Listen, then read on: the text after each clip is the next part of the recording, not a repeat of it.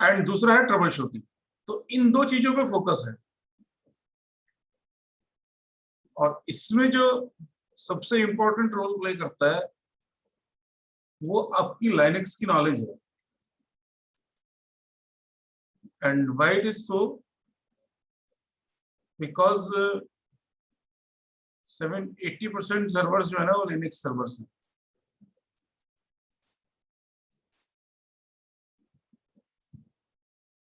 Linux based. तो जो हमारा नेटवर्किंग और ओएस वाला पार्ट रहेगा वो मेजरली, हालांकि विंडोज पे भी पूछते हैं क्वेश्चंस, वो ऐसी बात नहीं है। तो मेजरली हमारा जो कवर रहेगा वो लिनक्स वाला रहेगा। ठीक है, कोई और किसी का Yes. कोई डाउट है तो पूछ लो, नहीं तो फिर शुरू करते हैं। सर, AWS में 3 इंटरव्यू की बात हो रही थी, तो वो कैसे चलता है टोटल? हाँ मैं बताता हूँ। पहले ना इनका एक रिटन टेस्ट रहता है, ठीक है। और उसके बाद बेसिकली रिटन टेस्ट में ओएस पे क्वेश्चन, नेटवर्किंग पे सबसे ज्यादा क्वेश्चन रहते हैं, ठीक है। क्वेश्चन थोड़े टिपिकल रहते हैं, गेट लेवल वाले रहते हैं। ओएस पे भी रहते हैं क्वेश्चंस, प्रोग्रामिंग पे थोड़े बहुत रहते हैं, और कुछ इनके बिहेवियरल क्वेश्चंस रहते हैं। उसके बाद जब आप इसमें शॉर्टलिस्ट हो जाते हैं तो 3 इंटरव्यूज होते हैं। एक इंटरव्यू ओएस बेस्ड, एक इंटरव्यू नेटवर्किंग बेस्ड, और एक फिर तीसरा, बल्कि कई बार ना 4 इंटरव्यूज होते हैं। एक मैनेजरियल राउंड होता है,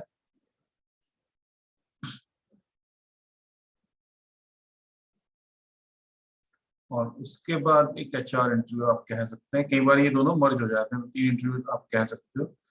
और ये मतलब 45 मिनट से 1 से 1.5 घंटे तक चलते हैं, 45 to 90 मिनट्स। ये भी 45 to 90 मिनट्स चलेगा आपको। ये 40-45 मिनट तक हो जाता है। ये तो फिर 5-7-10 मिनट का रहता है अगर होता है, ठीक है। Yes sir. ये मतलब बिल्कुल अलग अलग होते हैं। ओएस और नेटवर्किंग पे जब बात करते हैं ना, ओएस वाला ओएस की ही बात करें। कई बार इसमें हल्की फुल्की प्रोग्रामिंग पूछ लेते हैं, मतलब कोई पैटर्न बनवा लिया, हल्की फुल्की, बहुत हल्की फुल्की, ठीक है। Yes. तो वो तो आप कर ही लोगे उस लेवल पे। चलिए अब शुरू सर कर। एक हाँ लास्ट। हाँ हाँ। सर AWS का ऐसा कोई फिक्स्ड क्राइटेरिया, मतलब नंबर तो नहीं है ना वो इतने बच्चे ले आएगी? अगर बाय द वे इस बैच में 19 बच्चे हैं और 19 के 19 बच्चे उसका बेंचमार्क मतलब क्वालिफाई कर लेते हैं मेरे तो ख्याल से सबको। तो ऐसी कोई दिक्कत होनी नहीं चाहिए अच्छा कि अच्छा। भाई कोई बीपीआईटी से 5 ही बच्चे लेने हैं। बल्कि वो तो खुश होंगे फिर, मतलब अगर आप लोग इतना अच्छा कर पाते हैं। मतलब दिक्कत तब होती है, वो तो कहते हैं यार आपके कॉलेज से 4 ही बच्चे हुए, इतना तो वो कहते हैं। बट वो बेंचमार्क काफी टफ है, क्योंकि आसान नहीं है। आप समझ ही सकते हो, 1.5 घंटे के 2 इंटरव्यू में ओएस और नेटवर्किंग पूरा निचोड़ लेते हैं, यस। ठीक है। चलिए अब हम ओके शुरू सर। करते हैं लिनक्स का थोड़ा सा। तो Linux is basically a simple elegant operating system.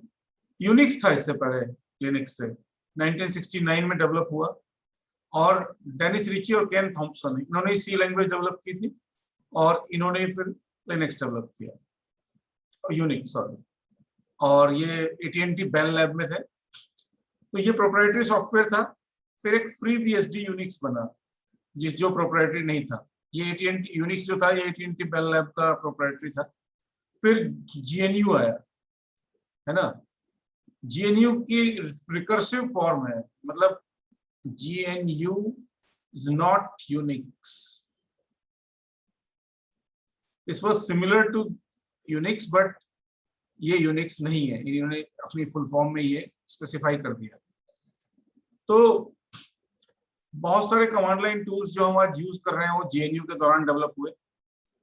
और 1990s में लाइनस टॉर्वाल्डो ने एक ब्रांड न्यू POSIX कर्नल लिखा और 386, 386 प्रोसेसर था उस टाइम पे। मैंने जो अपना पहला कंप्यूटर खरीदा था वो 386 था। जो पहला कंप्यूटर पे काम किया वो तो पीसी था। पीसी, फिर पीसी एक्सटी पे किया, फिर पीसी 80। आप लोगों ने तो सब नाम नहीं सुने होंगे। पीसी एक्सटी आया, फिर पीसी 80 आया, फिर 286 आया, फिर 386 आया। तो 286 एंड देन 386। बेसिकली लाइनस टॉरवल्डो ने लिखा 1990s में 386 पे POSIX कर्नल। POSIX क्या है? ये स्टैंडर्ड्स होते हैं, ठीक है। इन स्टैंडर्ड्स को फॉलो करते हुए एक कर्नल डेवलप किया। कर्नल आप लोग समझते हैं सब? कोई नहीं समझता तो हाथ खड़ा कर लो एक बार।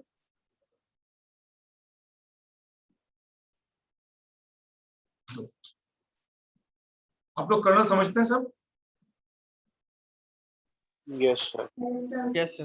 Kernel is the essential part of the operating system which always remains in the memory.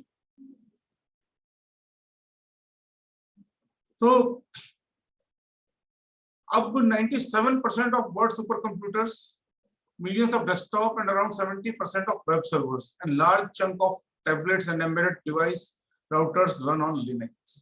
ये इसकी आप देखो पॉपुलैरिटी क्या है, क्यों इसकी इंपॉर्टेंस है और क्यों हम इसको डिटेल में डिस्कस हमें करना चाहिए। फिर Linux distribution is a collection of software on top of a Linux kernel. अब कर्नल अपने आप में Linux नहीं है, इसके ऊपर पे हम, ये हमारा बेस है, कोर है, इसके ऊपर बहुत सारे सॉफ्टवेयर, बहुत सारे टूल्स हम इसके साथ एसोसिएट करते हैं और उनको बंडल करके एक डिस्ट्रीब्यूशन की फॉर्म में ले आते हैं, उसको फिर डिस्ट्रीब्यूट करते हैं। जैसे रेड हैट है, उबुंटू है, डेबियन है, there are various type of distributions of Linux. तो हम यहाँ पे उबुंटू यूज करते हैं। अब प्रोज एंड कॉन्स की अगर हम बात करें, पहली चीज तो ये फ्री है। विंडोज अगर आपको लेना है तो यू हैव टू पे से $100। हालांकि इंडिया में तो फ्री मिल जाता है, कोई पूछता नहीं है, बट कॉपीराइट तो है, पकड़ सकता है कोई भी आपको। पोर्टेबल टू एनी हार्डवेयर, ये बड़ा इंपॉर्टेंट पॉइंट है, क्योंकि आप विंडोज जो है वो इंटेल x86 सीरीज के लिए लिखा हुआ है ना। अगर मैं इसको मोटरोला पे चलाना चाहूँ या पावर पीसी पे चलाना चाहूँ या मैकबुक पे चलाना चाहूँ तो वो नहीं चल पाएगा।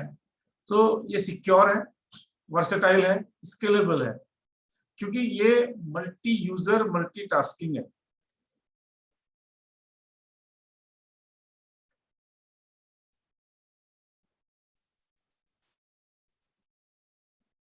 ओके, एंड सिक्योर इसलिए है क्योंकि आप देखेंगे सर्वर्स क्यों इस पे ज्यादा है लिनक्स पे, क्योंकि because of the security reason.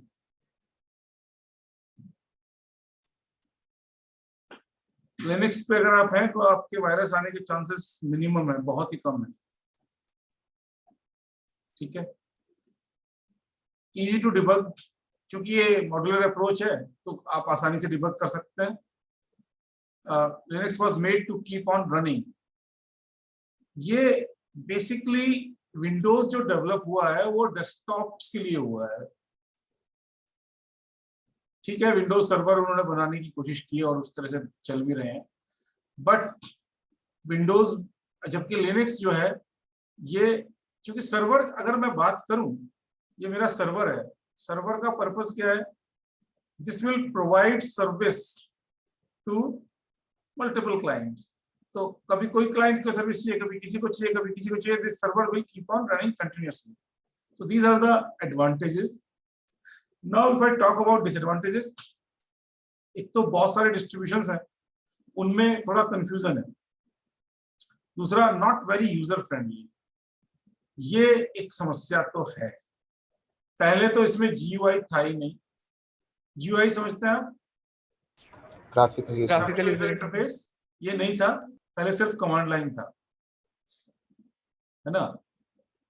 अब इसमें जीनोम और KDE करके दो और भी हैं, but these are two popular GUIs। तो GUI ऑप्शन विंडोज से compete करने के लिए आया, बट फिर भी उतना यूजर फ्रेंडली नहीं है जितना यूजर फ्रेंडली विंडोज है, और ये कंफ्यूजिंग है बिगिनर्स के लिए, ये एक समस्या है। दूसरा, ट्रस्ट वर्दी ये इस सेंस में है क्योंकि ये ओपन सोर्स है।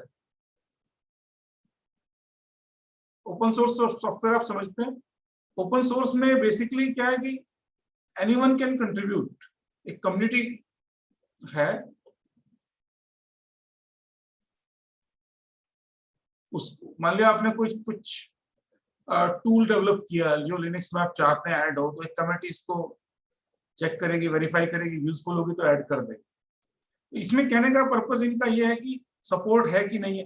एक्चुअल में कोई कंपनी तो है नहीं, कोई पेमेंट तो आप किसी को कर नहीं रहे। विंडोज में तो आप माइक्रोसॉफ्ट को जब आप $100 दे रहे हैं और आपके सिस्टम में अगर कुछ बग आ गया ऑपरेटिंग सिस्टम में, तो आप माइक्रोसॉफ्ट का गला पकड़ लेंगे, है ना। और माइक्रोसॉफ्ट की जिम्मेदारी भी ये बनती है कि सपोर्ट आपको करे, अगर कोई दिक्कत आती है तो पैचेस आते रहते हैं। अगर कोई बग आया और उसका पैच नहीं दिया माइक्रोसॉफ्ट ने, तो उसकी रेपुटेशन पे फर्क पड़ेगा। यहाँ पे वो सपोर्ट कौन प्रोवाइड करेगा? ओपन कम्युनिटी है, वो है, बट ये क्वेश्चन मार्क लग जाता है इसमें। और ट्रस्टवर्दीनेस में भी अगर कोई गड़बड़ आती है तो उसका जिम्मेदार कौन होगा? कोई जिम्मेदार नहीं। ठीक है, तो अब हम अगले पेज पे चलते हैं।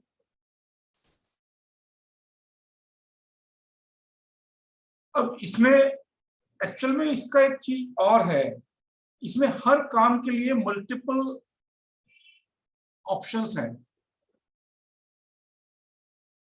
इसका रीजन ये है कि ओपन सोर्स होना, किसी ने अपने हिसाब से कुछ डेवलप किया, किसी ने अपने हिसाब से कुछ डेवलप किया, कमेटी को ठीक लगा, ये भी ऐड कर लिया, ये भी ऐड कर लिया। जैसे हेल्प ही लेनी है, एक है मैन कमांड, ये मैनुअल आ जाएगा, ठीक है। मान लिया मैं यहाँ पे कहूँ मैन ls, इस कमांड के बारे में जो इंफॉर्मेशन है मैनुअल में वो यहाँ पे आपकी डिस्प्ले हो जाएगी। इसी तरह से एक कमांड है इन्फो, है ना। आप कहो $info और यहाँ पे जो कमांड नेम जो आप देना चाहो, तो इंफॉर्मेशन आ जाएगी। बात तो वही है, चाहे इधर से पकड़ो कहानी इधर से पकड़ो। What is command name display short information, ये थोड़ा शॉर्ट इंफॉर्मेशन प्रोवाइड करता है, ज्यादा डिटेल में नहीं जाता। ठीक है, आप हाइफन हेल्प से भी हेल्प ले सकते हैं। ठीक है, कमांड को कैसे यूज करना है ये बताएगा। Approps, if you do not know how to get started and which page to read, approps give you the more info। तो आपके पास 1 2 3 4 5 हेल्प प्राप्त करने के there are 5 different ways। तो कहीं भी फंस जाओ तो इन 5 में से कोई एक यूज करके you can get the information। Is it clear? Yes sir। Yes, sir. अब हम अगले पेज पे चलते हैं। रन लेवल्स का हमने जिक्र कर लिया था कल भी, एक बार दोबारा कर लेते हैं। तो 6 रन लेवल है। आप कौन से रन लेवल में चल रहे हो, ये आपका grub.cfg फाइल में रहता है। तो अगर कोई गड़बड़ है तो वहां पे आप जाके चेक कर सकते हैं। मान लिया आपको सिंगल यूजर मोड से मल्टी यूजर में जाना है, तो आपको grub.cfg चेंज करना पड़ेगा। उसके लिए आपके पास रूट के प्रिविलेजेस होने चाहिए। रूट प्रिविलेजेस क्या होते हैं वो बताएंगे। तो 0 is halt, 1 is single user mode, 2 is multi user mode, 3 is text mode, 4th is unused, 5th is graphical mode and 6 is reboot। तो जनरली या तो हम 1 यूज करते हैं, सिंगल यूजर मोड करना है, या फिर हम 5 यूज करते हैं graphical mode multi user mode के साथ। तो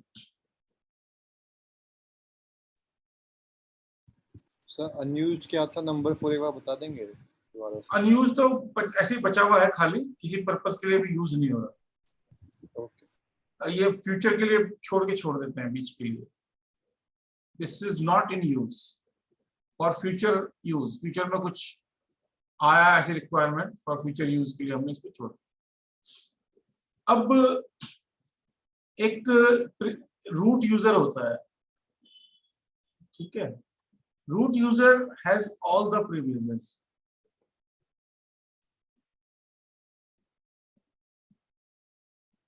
ये नए यूजर क्रिएट कर सकता है, नए ग्रुप क्रिएट कर सकता है, can create new users.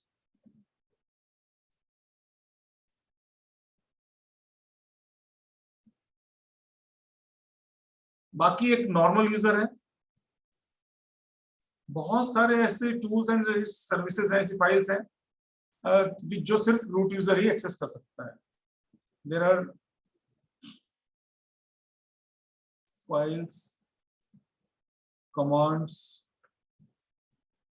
which can be used by root user only.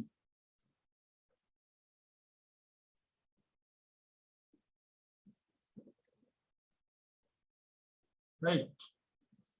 अच्छा, इसमें आप नॉर्मल यूजर से लॉगिन किए तो आप रूट यूजर बन सकते हैं, तो sudo कमांड से होता है उससे, लेकिन आपको पासवर्ड पता होना चाहिए रूट यूजर का, तभी जाके आप बन सकते हैं। sudo कमांड मतलब यहाँ पे है, आप मान लिया नॉर्मल यूजर की तरह से लॉगिन है, आपने sudo किया, यहाँ पे आ जाएगा, यहाँ पे आप पासवर्ड डालेंगे तो आप रूट में कन्वर्ट हो जाएंगे, ठीक है, लेकिन रूट का पासवर्ड आपको पता होना चाहिए। कोई क्वेश्चन यहाँ तक?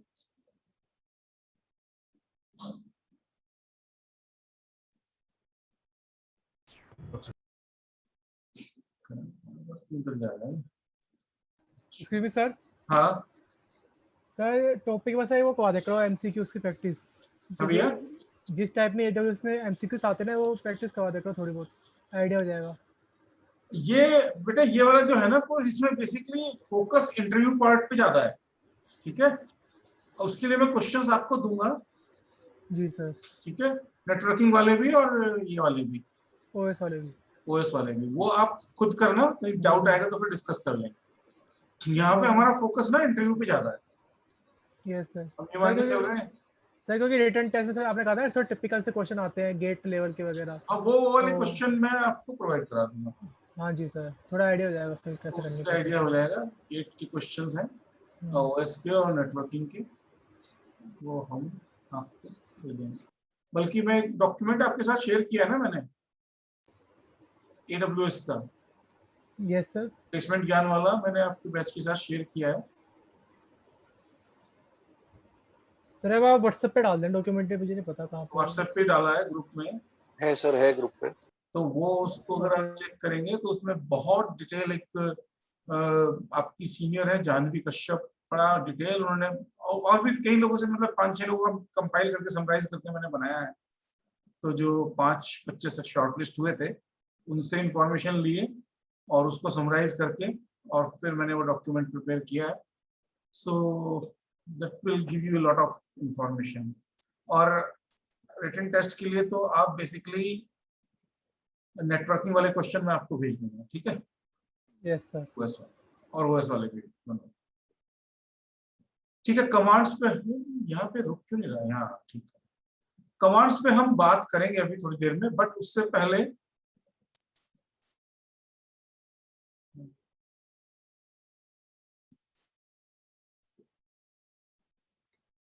कॉन्फ़िगरेशन फाइल्स की बात कर लेते हैं, ठीक है।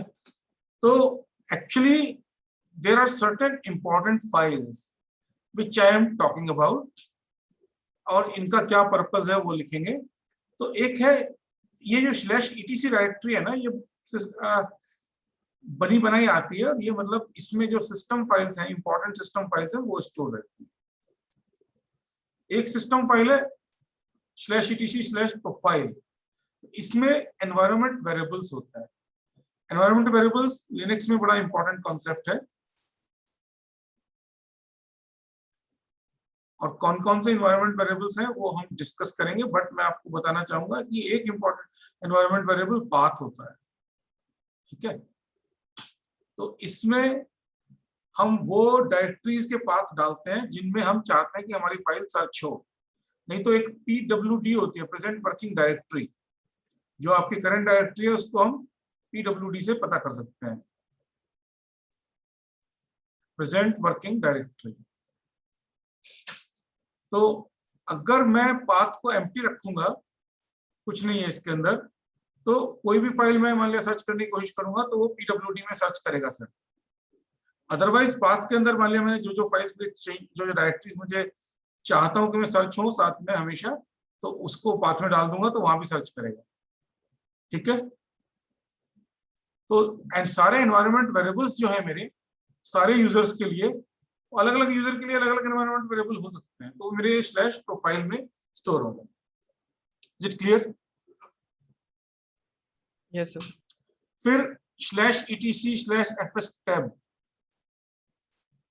मैंने आपको बताया था कि माउंट पॉइंट होता है, डिवाइसेस है, माउंट पॉइंट की बात की थी जब मैं बैच प्रोसेसिंग बूटिंग प्रोसेस की बात कर रहा था। तो जितनी भी डिवाइसेस है मेरी और उनके एसोसिएटेड माउंट पॉइंट, कौन कौन सी डिवाइस कहाँ कहाँ पे माउंट है, वो सारी मेरी fs टैब में होती है। ओके, एक है slash etc slash motd, message of the day. Yes, थोड़ा सा जूम कर देंगे क्या? अच्छा इसका थोड़ा, हाँ राइट, जरूरी है, एक लेवल जूम करके तभी सही दिखता है। Thank you sir. हाँ, नहीं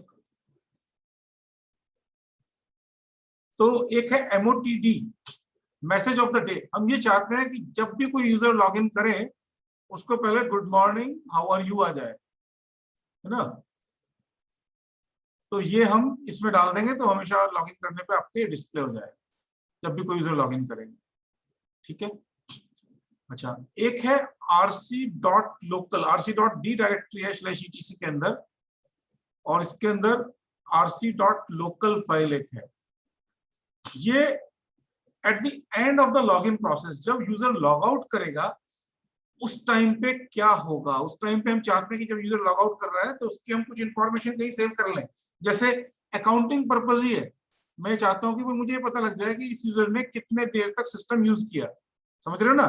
तो जब लॉग इन होगा तब उसका टाइम स्टोर कर लेंगे, जब ये लॉग आउट करेगा तब उसका टाइम हमें स्टोर करना पड़ेगा, उसका टाइम डिफरेंस है, you can calculate the difference. तो ये rc.local में एक बैश स्क्रिप्ट, मैंने बताया था शेल स्क्रिप्टिंग इसके अंदर हो सकती है।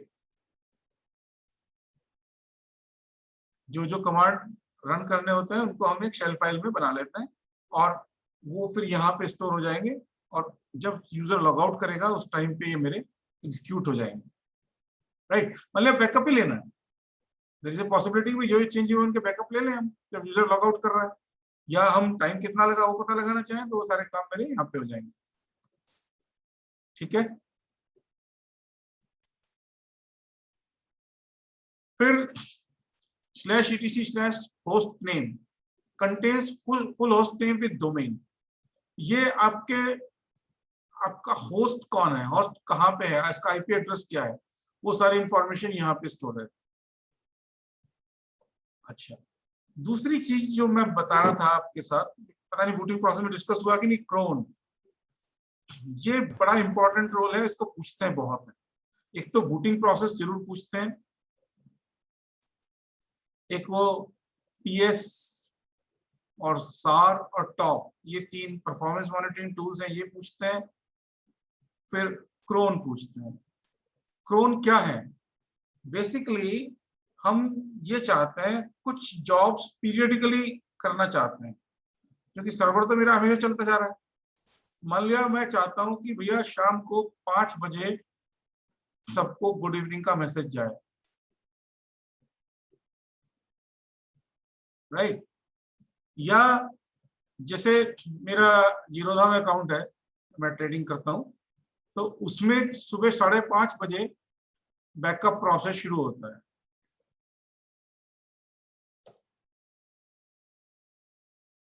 ठीक है। पिछले दिन के जो भी चेंजेस आए मेरी होल्डिंग्स में, वो सारे यहाँ पे आते हैं, रिफ्लेक्ट होते हैं, वो 6:30 बजे तक ये आता है। तो मुझे अगर देखना है कल कितना फायदा कितना नुकसान हुआ, तो 5:30 से 6:30 के बीच में देखूंगा तो इनकंसिस्टेंट वैल्यू दिखेगी, 6:30 बजे, इसलिए मैं चेक करता हूँ। तो क्या आप सोचते हो कि कोई जीरोधा का एम्प्लॉय उठ के 5:30 बजे आके इसको ऑन करता होगा, इस प्रोसेस को, या ये ऑटोमेटिकली शुरू हो जाता हो? ऑटोमेटिकली तो ऑटोमेटिकली हो जाता है। तो वो सारे कमांड्स जो हम किसी पर्टिकुलर टाइम पे पीरियडिकली करना चाहते हैं, मान लिया हर 1 घंटे के बाद मैं हर एम्प्लॉय को कोई मैसेज भेजना चाहता हूं, तो इसमें ना आवरली, डेली वीकली, मंथली, इनको हम डिटेल में बाद में पढ़ेंगे, बट ये पीरियोडिक टास्क जो हम स्टोर करना चाहते हैं वो क्रोन डायरेक्टरी में स्टोर रहते हैं, hourly, monthly, weekly, daily. 4 directories हैं अलग अलग, ठीक है। चारों के अंदर हम जो भी स्क्रिप्ट लिखेंगे वो स्क्रिप्ट एग्जीक्यूट हो जाएंगी, और इसमें बड़े इंटरेस्टिंग है, जब पढ़ेंगे इसको तब डिटेल में पता लगेगा। स्लैश इनिट टैब मैंने बताया था आपको रन लेवल रखता है। Slash resolve dot कॉन्फ define IP address of DNS server. ये आपका आईपी एड्रेस आपको पता ही है ना। नेटवर्क को, बाहरी नेटवर्क से के लिए आपकी पहचान जो है वो आईपी एड्रेस से ही होगी। डीएनएस सर्वर पता है आपको? डीएनएस क्या होता है? Domain name server. बेसिकली इसका जो बेसिकली मैं मान लिया bpITindia.com है,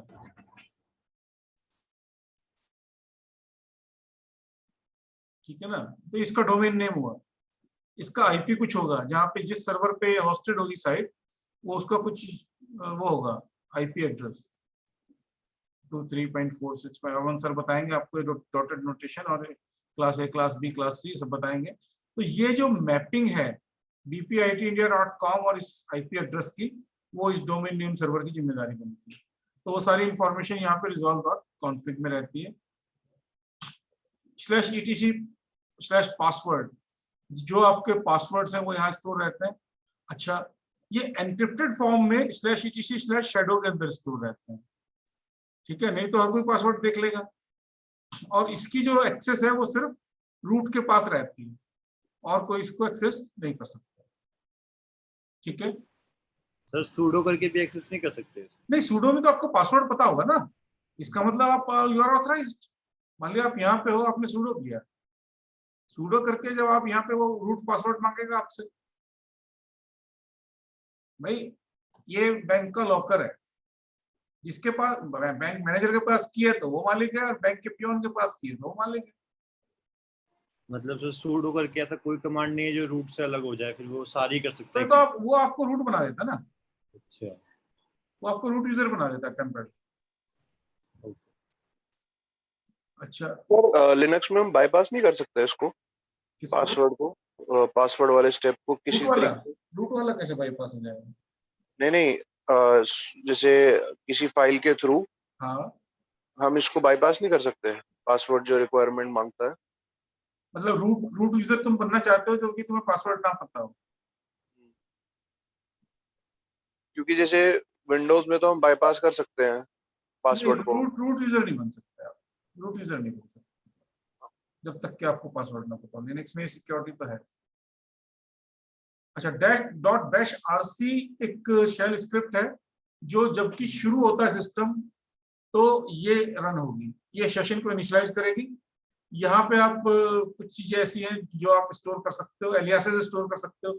जैसे आप चाहते हो कि मेरी जो शेल का प्रॉम्प्ट है वो डॉलर की जगह कुछ और आए, है ना, ASA के कुछ, तुम काची कुछ भी चाहते हो, तो वो प्रॉम्प्ट उस तरह से आप उसको एलियासेस यहाँ पे चेंज कर सकते हो।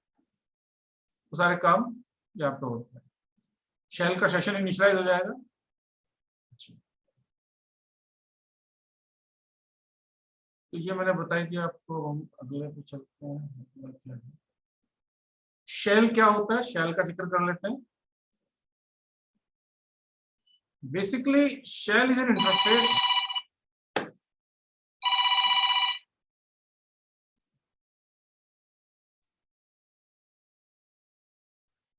तो शेल जो है, शेल इज एन इंटरफेस, ठीक है। तो interactive environment which provides as an interface to operating system, gathers input from the user। अच्छा, दो, जैसे मैंने बताया था कि पहले इसमें GUI नहीं था,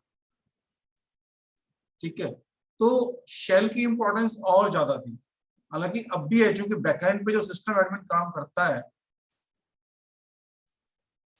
वो GUI का कम इस्तेमाल करता है और कमांड लाइन का ज्यादा इस्तेमाल करता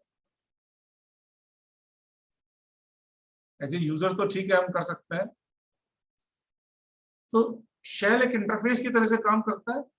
तो ये क्या है कि लेक्सिकल एनालिसिस करेगा जो यहाँ पे कमांड मैंने दिया है मेरा शेल है, शेल का इंटरफेस आ गया। यहाँ पे जो मैंने कमांड दिया, मैंने मान लिया मैंने कहा ls-l, एंटर मारा, तो इसका लेक्सिकल एनालिसिस करेगा, फिर इसको एक्सपेंड करेगा, फिर इसको एग्जीक्यूट करेगा। ये बेसिकली /bin में इस कमांड को एग्जीक्यूट करने की करस्पॉन्डिंग बिन डायरेक्टरी एक होती है जिसके अंदर हर कमांड को की एक एग्जीक्यूटेबल फाइल स्टोर होती है और उसको एग्जीक्यूट करेगा। तो इस तरह से मेरा काम चलता है। शेल ऑपरेटिंग सिस्टम और यूजर के बीच में इंटरफेस है एक तरह से, राइट। अच्छा, फिर जैसे मैंने बताया कि लिनक्स में हर चीज के लिए आपके पास मल्टीपल ऑप्शंस हैं। जैसे एक बैश शेल है, एक TSH है, टी शेल, एक KSH है, कॉर्न शेल, एक जेड शेल है, एक तो देर आर, किसी ने एक शेल बनाई, दूसरे को पसंद नहीं आई, उसने एक और बना दी। तो जो ओपन कम्युनिटी थी उसने कहा ठीक है भाई तुम भी रख लो, जिसको जो यूज करनी होगी वो कर लेगा, बेटर जो होगा, हमारे क्या दिक्कत है, हमारा कौन सा पैसा लग रहा है इसे बनवाने में, है ना। तो ये these are the multiple shells available and you can select anyone. तो डिफॉल्ट शेल किसी भी लिनक्स डिस्ट्रीब्यूशन के लिए बैश शेल होती है। बॉर्न अगेन शेल इसको बोलते हैं, इसकी फुल फॉर्म जो है Bourne again shell, right. Actually command वगैरह पे जाने से पहले मैं थोड़ा सा आपको आइडिया देना चाहता हूं इसका फाइल का। Okay, on Unix everything is a file, जो बेहद इंपॉर्टेंट कॉन्सेप्ट है। If it is not a file it is a process. ये कोड बड़ी इंपॉर्टेंट है। दो सबसे इंपॉर्टेंट कॉन्सेप्ट जो यूनिक्स में या लिनक्स में है वो फाइल एंड प्रोसेस, राइट। तो बेसिकली डिवाइसेस को भी फाइल्स की तरह से ट्रीट करता है। Devices are also files, directories are also files. Special तरह की फाइल है। Program, images, text, services, IO devices, directories are all considered as file. ठीक है, यहां तक कि जो आप लिंक्स बनाते हैं वो भी डायरेक्ट फाइल्स की तरह से ट्रीट करता है। सॉकेट्स जो है आपके, सॉकेट समझते हैं आप, इंटर प्रोसेस कम्युनिकेशन के लिए यूज होता है।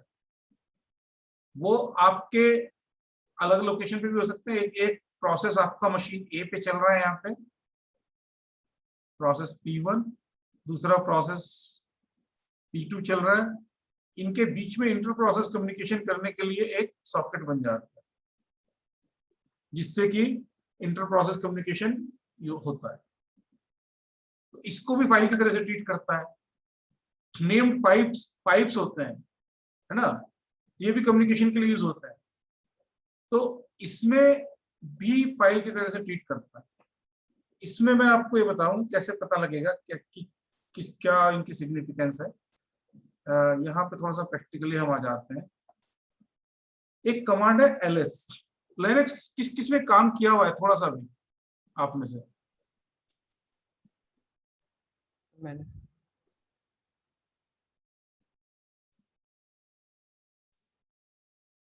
दो लोगों ने किया हुआ है सिर्फ, कुछ और होंगे दो तीन जो अभी हाथ नहीं उठा रहे, कोई बात नहीं। तो आप लोगों ने सबने वो कर लिया, वर्चुअल मशीन बना ली अपनी, या डुअल बूट कर लिया? यस सर, डुअल बूट किया। ठीक है। वर्चुअल पे कर रहा हूँ। तो अब बात यह है कि एक कमांड है ls। ls कमांड जो है लिस्टिंग है, बेसिकली लिस्ट करना, ठीक है। और इसको हम देखेंगे और इसमें इसकी फाइल से सिग्निफिकेंस क्या है उसका चेक करेंगे। एक सेकंड, मैं अपनी वर्चुअल मशीन ऑन कर लूं।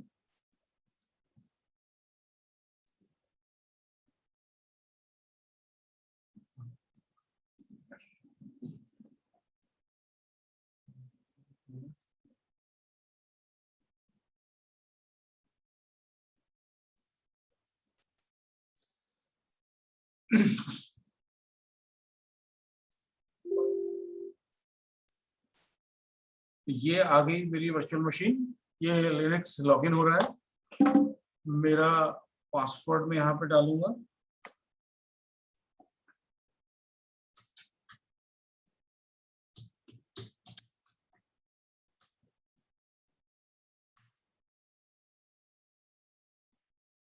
ठीक है, ये आ गया। अब ये GUI है इसका, ये वाला सब पार्ट GUI है, लेकिन हम जो काम करेंगे वो टर्मिनल पे काम करेंगे। तो टर्मिनल पे लाने के लिए क्या प्रेस करना पड़ेगा मुझे? Control-Alt-T. Ctrl+Alt+T प्रेस करेंगे तो मेरा एक ये टर्मिनल आ गया, ठीक है। और ये बैश शेल ओपन हो गई, एक one instance of bash shell is open. दूसरी भी खोलनी है तो साथ के साथ मैं दूसरी भी खोल सकता हूँ। Ctrl+Alt+T करके मैंने एक दूसरी इंस्टेंस भी यहाँ पे खोली। तो सर, मल्टीपल, हाँ Excuse me, sir. बोलो। जैसे आपने बोला था कि विंडोज में तो माइक्रोसॉफ्ट रिस्पॉन्सिबल होता है किसी भी हाँ। चीज के लिए ना, हाँ हम उसी को रिपोर्ट करते हैं। तो जैसे आपके में अभी ये सिस्टम प्रॉब्लम आ रहा है, हाँ, रिपोर्ट करने को बोला, तो बेसिकली इसमें हम रिपोर्ट किसको करने वाले हैं?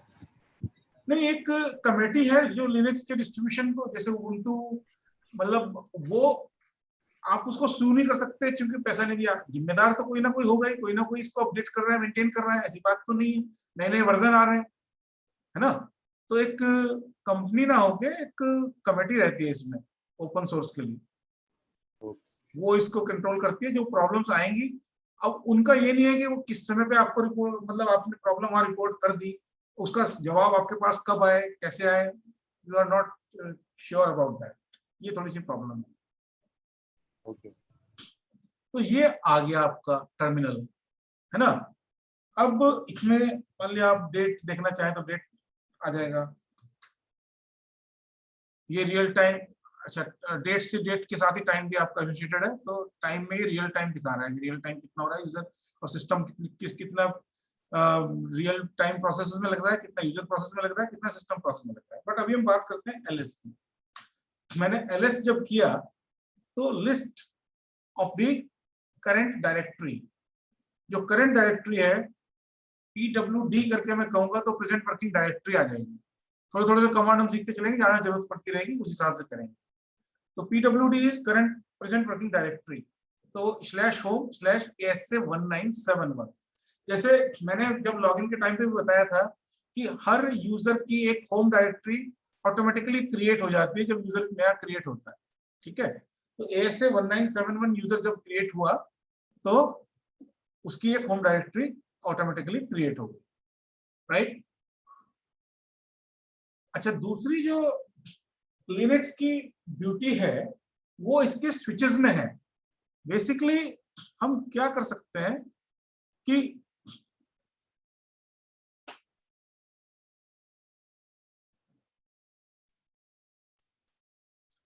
मान लिया यहाँ पे मैंने ls-a कर दिया तो उसका कुछ और मतलब होगा, मैंने ls-l कर दिया तो उसका कुछ और मतलब होगा, मैं ls-a-l दोनों भी लगा सकता हूँ। And there are numerous switches, ठीक है।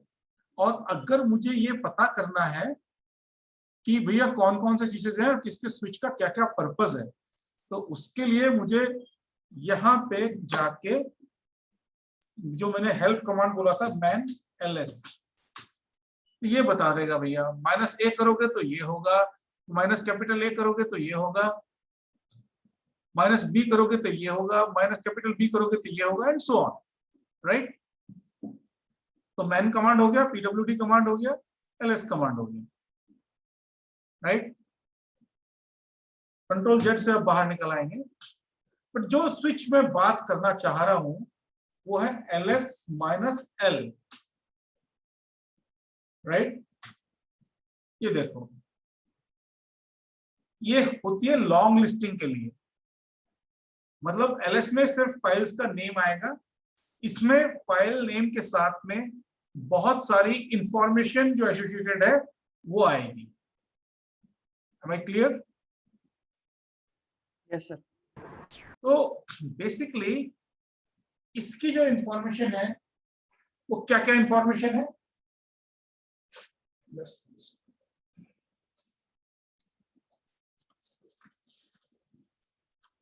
एक तो ये 10 कैरेक्टर्स हैं, ये 10 कैरेक्टर्स, ठीक है, इनके बारे में डिटेल में बात करेंगे, लेकिन अभी ये मान के चलो ये है number of symbolic links. Symbolic links क्या होते हैं जब हम डायरेक्टरी स्ट्रक्चर पढ़ेंगे तब पता लगेगा, लेकिन क्या है कि एक ही फाइल को पहुंचने के 2 रास्ते हो सकते हैं, ठीक है।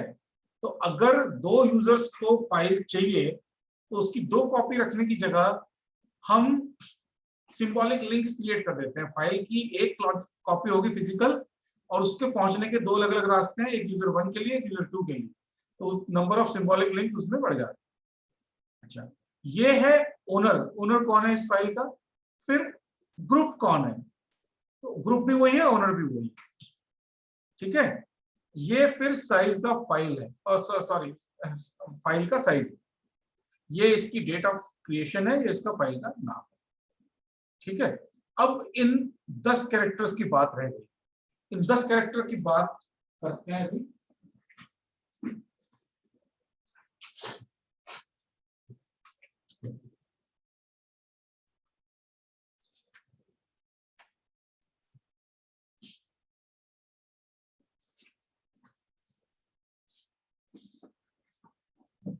देखो ये जो पहला कैरेक्टर है ये फाइल का टाइप बताता है, ठीक है। फाइल का टाइप कैसे बताता है कि ये फाइल है कि डायरेक्टरी है कि पाइप है कि सॉकेट है कि सिंबॉलिक लिंक है, क्या है, मैं बताता हूँ। ये इसमें आपको ये देखिए इतने तरह के ऑप्शंस आपके पास अवेलेबल हो सकते हैं। दिखाई दे रहा है अभी? ये जूम करूं? यस सर, दिखाई दे रहा है। तो ये सारी चीजें इंपॉर्टेंट है। अगर ये रेगुलर फाइल है तो हाइफन लगा होगा, डायरेक्टरी है तो डी लगा होगा, लिंक है तो एल लगा होगा, स्पेशल फाइल है। 2 तरह की फाइल्स होती हैं, एक कैरेक्टर फाइल्स और एक आपकी होती है ब्लॉक फाइल्स। डिवाइसेस भी 2 तरह की होती हैं, ठीक है, character devices and block devices. Block devices जैसे आपकी एचडीडी है, इसमें जब भी रीडिंग या राइटिंग होगी वो पूरे ब्लॉक के ऊपर होगी। जब मैंने आपको हार्ड डिस्क की स्ट्रक्चर बताई थी तो उसके साथ मैंने बताया था कि cylinder, head and sector, and 1 sector is equal to 1 block, जो कि 512 बाइट का होगा। कभी भी आप जब हार्ड डिस्क से रीड या राइट करेंगे तो सिंगल बाइट की रीडिंग या राइटिंग नहीं होगी, वो पूरे ब्लॉक की होगी। पूरे ब्लॉक में चेंज है या नहीं है। जबकि कुछ दूसरी तरह की डिवाइसेस होती हैं जो कैरेक्टर फाइल्स, कैरेक्टर डिवाइसेस होती है, कैरेक्टर उसमें 1 bye 1 character bye 1 character.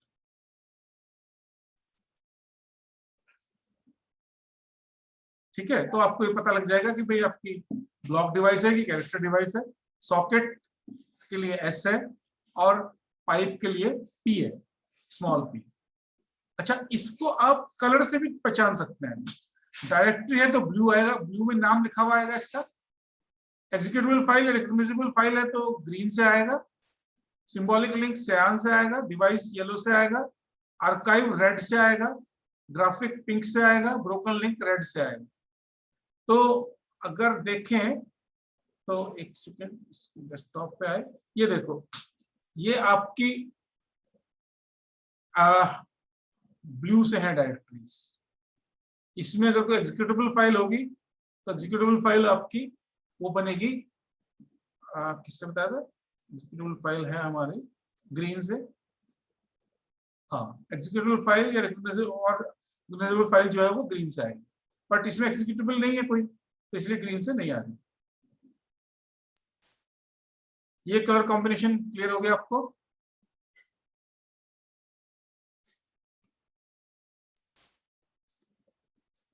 Yes sir.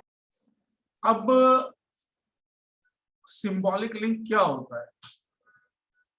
Symbolic link जो है वो आपका सॉफ्ट लिंक होता है, ठीक है। Is a small file that is a pointer होगी। ये भी एक, मान लिया देखो, ये एक फाइल है abc.txt, इसका साइज सपोज 1 MB है और एक यहाँ पे यूजर 1 है, एक यूजर 2 है। दोनों को ये फाइल चाहिए। इसके अंदर कुछ डायरेक्टरी abc, उसके अंदर फिर def, उसके अंदर ये फाइल स्टोर्ड है। इसको भी चाहिए, इसके अंदर कोई फाइल डायरेक्टरी fgh है, फिर GHI है, उसके अंदर यहाँ से लिंक। तो क्या 2 कॉपीज की रखें या फिर एक कॉपी बना के सिंबॉलिक लिंक्स क्रिएट कर दें? ठीक है, तो ये यहाँ पे एक कॉपी इसकी रहेगी और यहाँ पे जो है ना एक पॉइंटर हो जाएगा यहाँ पे इस डायरेक्टरी के अंदर FGH GHI के अंदर यहाँ पे एक स्मॉल फाइल रहेगी जिसके अंदर यहाँ तक कैसे पहुंचना है वो पता होगा।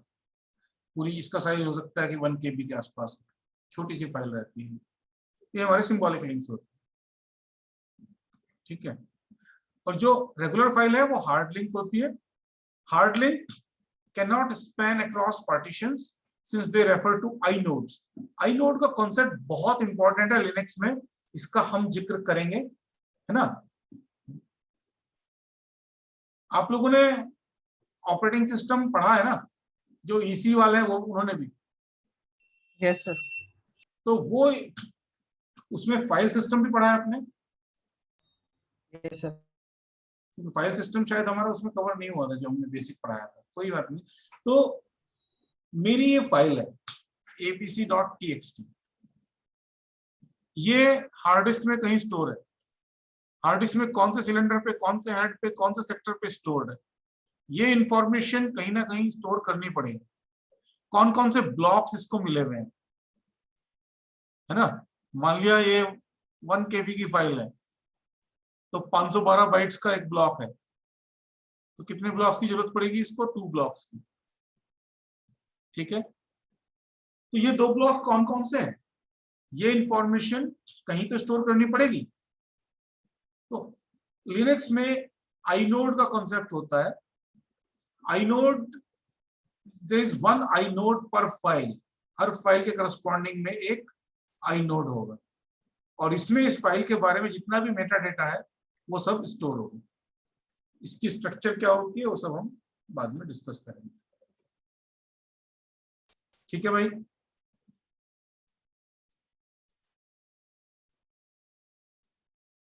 समझ में आ रहा है यहाँ तक? Yes sir. हाँ जी सर। अटेंडेंस आज 15 ही लोग हैं।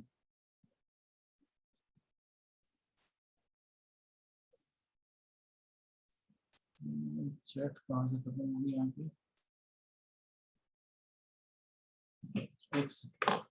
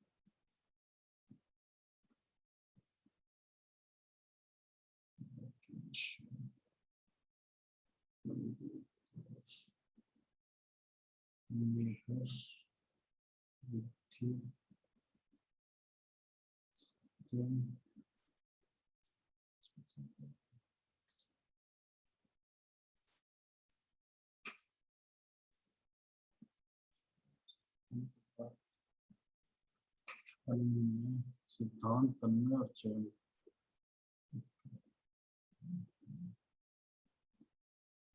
ठीक है, तो अभी हम बात कर रहे थे, स्क्रीन शेयर किया, सिंबॉलिक लिंक्स की। अब हम बात कर चलते हैं आगे।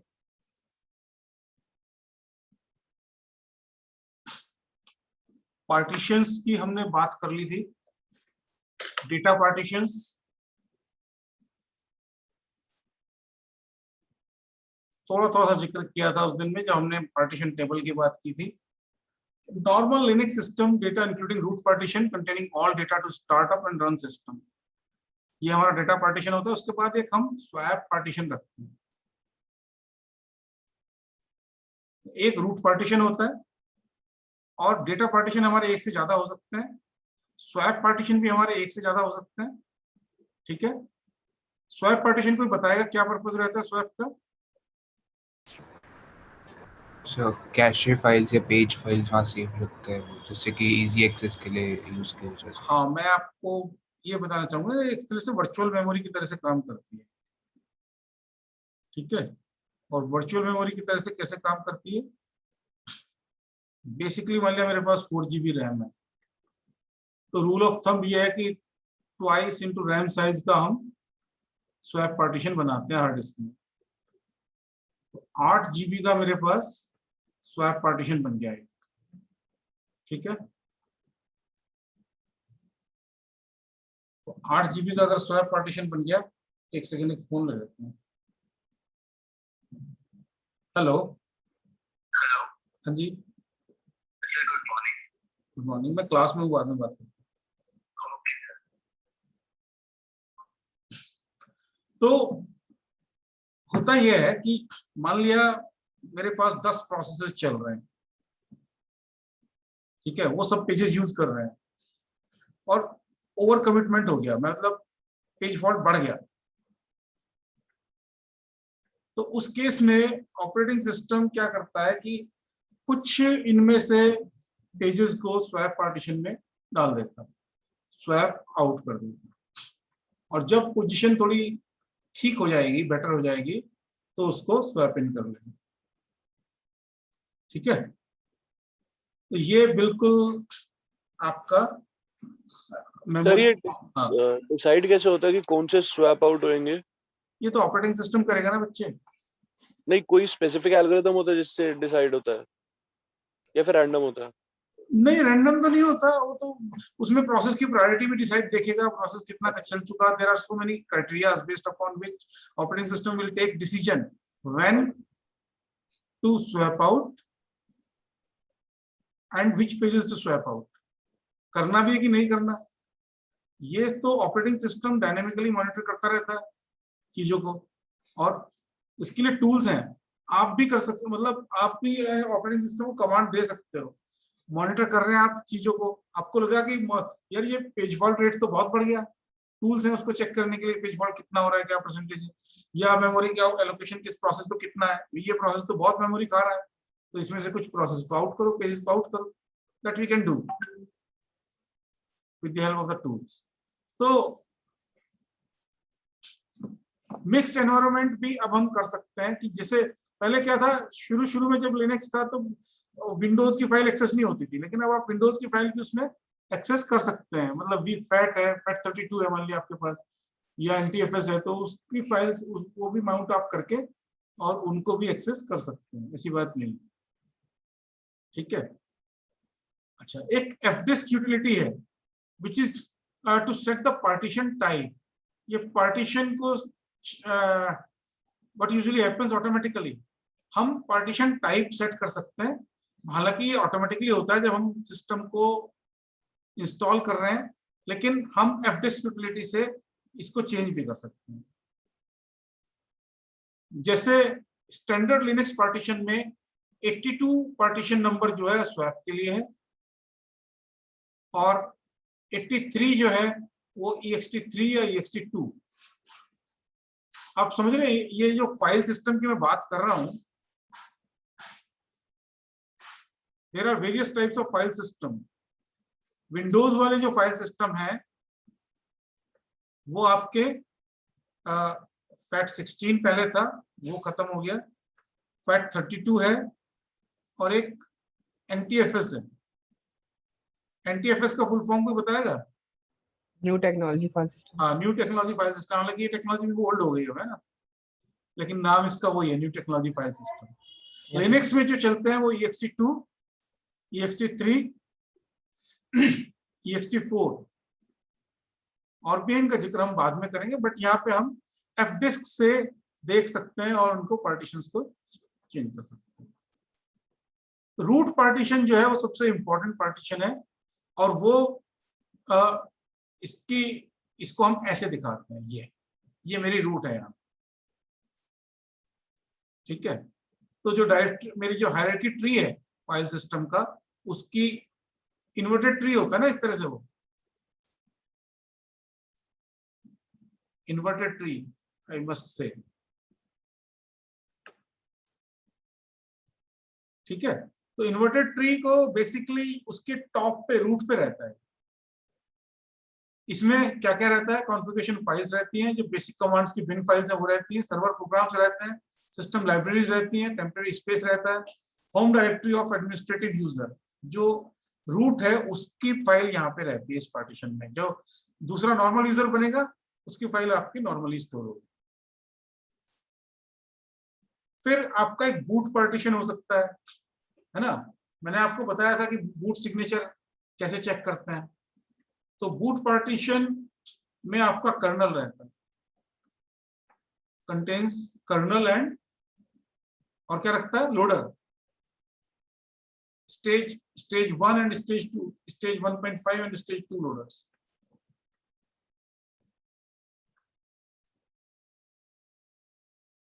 Right, so these are some partitions.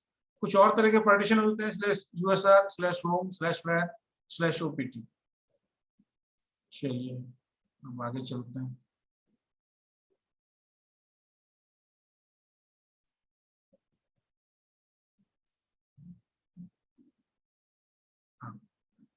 Mount point,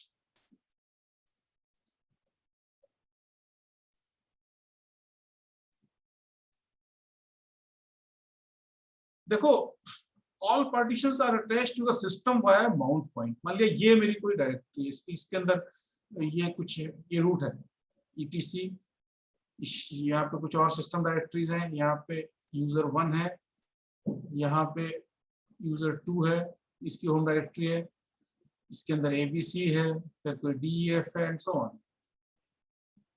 यहाँ पे भी मैं एक फाइल सिस्टम माउंट कर सकता हूँ, ठीक है। और यहाँ पे भी मैं, हो सकता है यूजर 2 जो है वो आपका ext2 यूज कर रहा हो, ये आपका ext3 यूज कर रहा हो। सेम लिनक्स डिस्ट्रीब्यूशन में 2 डिफरेंट पार्टीशंस आर पॉसिबल, बस ये है कि ये वाला यहाँ पे माउंटेड है और ये वाला यहाँ पे माउंटेड है, ठीक है।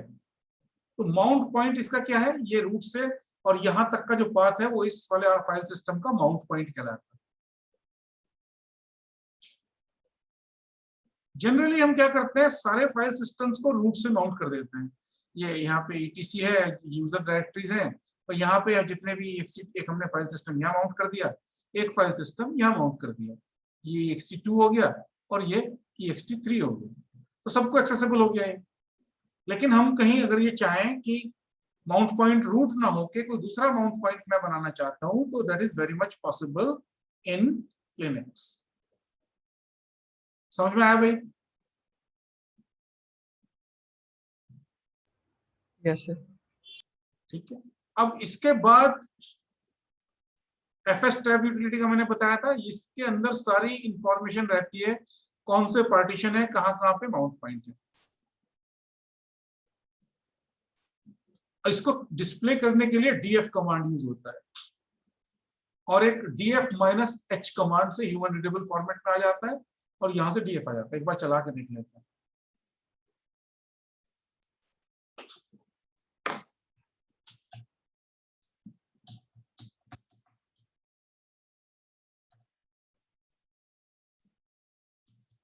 df कमांड दिया तो इसने बता दिया कि भाई कौन कौन से आपके पार्टीशंस हैं, है ना। एक के टेम्परेरी पार्टी tmpfs बनाया है, tmpfs ये भी पार्टीशन बनाया है, टेम्परेरी कई सारे बना दिए इसने। ये डिवाइसेस के लिए है, ये SDF1, ये बेसिकली क्योंकि ये तो वर्चुअल मशीन है ना, इसमें हमने एक हार्ड डिस्क दी हुई है, तो उसको SDA1 नाम दिया इसने। तो उसकी जो है मैंने कितना रखा था, 1 GB रखा था शायद, तो ये 2 GB रखा था क्या, ये हुआ KB, ये हुआ MB, 46 MB हो गया। वर्चुअल मशीन शायद मैंने 2 GB की रैम रखी थी, तो उसने इतना पार्टीशन बना दिया। ये KB हुआ, ये MB हुआ, तो या हो सकता है 1 GB की रखी हो, तो इतने का उसने एक पार्टीशन बना दिया। df कमांड से मुझे सारे पार्टीशन का पता लग जाएगा, df-h। यहाँ पे इसमें अच्छा फर्क ये है, ये ब्लॉक्स की बात कर रहा है भाई, ठीक है। ये जीबी एमबी की बात, बाइट्स में बात नहीं कर रहा, ये बात कर रहा है ब्लॉक्स की, ठीक है। तो कितने कितनी इसने ले ली, ये गीगाबाइट्स की बात कर रहे हैं, गीगा मेगाबाइट्स, इतना तो नहीं होना चाहिए।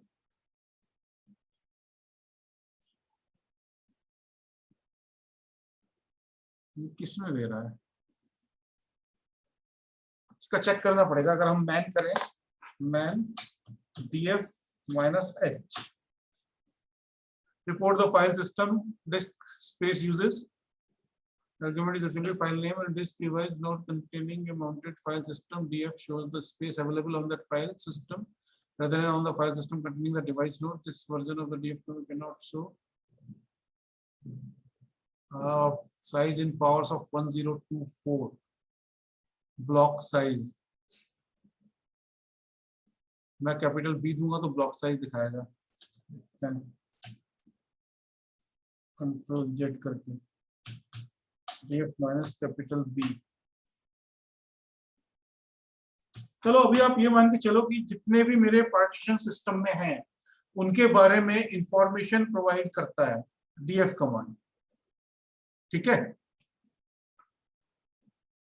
और df माइनस h करेंगे तो ये ह्यूमन रीडेबल फॉर्मेट में आ जाएगा, क्योंकि हमारी समझ में आएगा।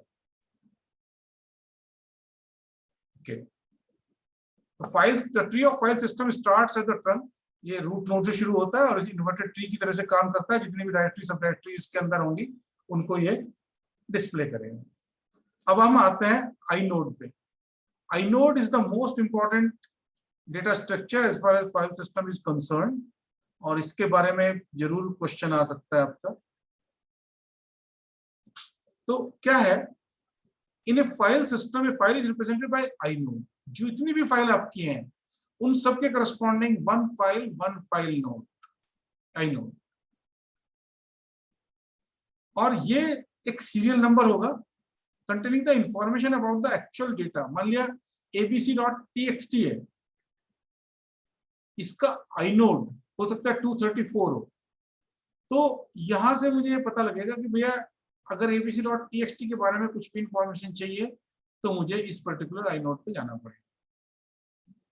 हर पार्टीशन के पास अपने आई नोड्स होते हैं, एवरी पार्टीशन।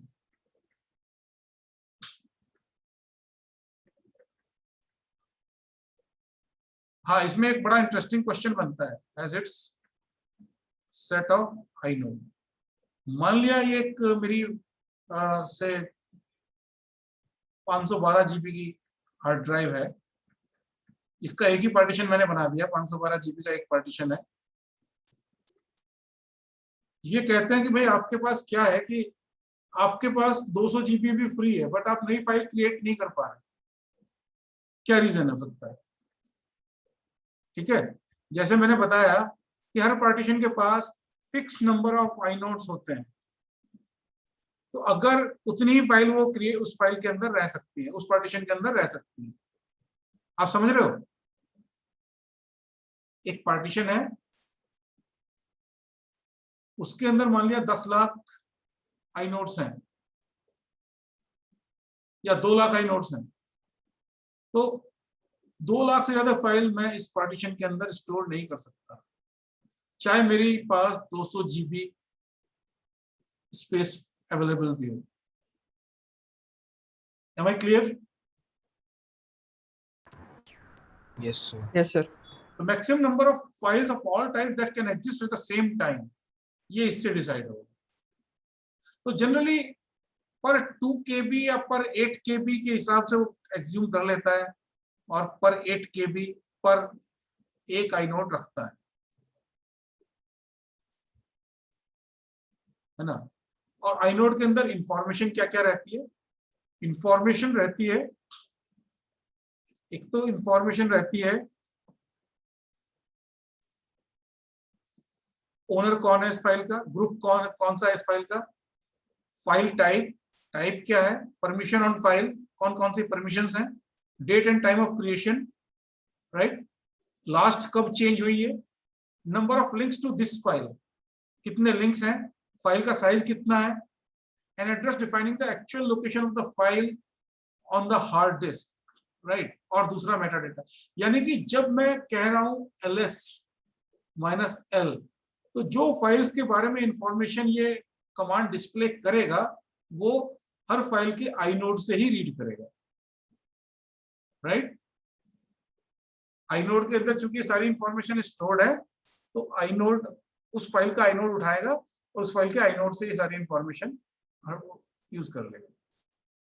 ये क्या कर दिया,